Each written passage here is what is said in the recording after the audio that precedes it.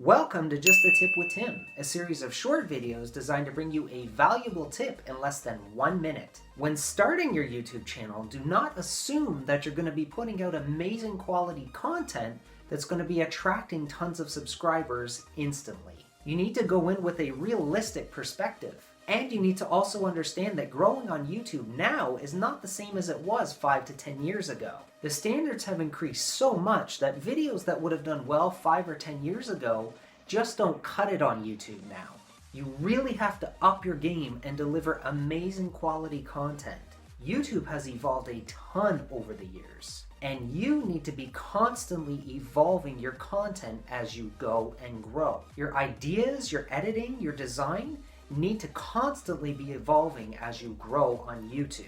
Be mindful of what your subscribers want. And that's just the tip with Tim for today. I'll see you in the next video.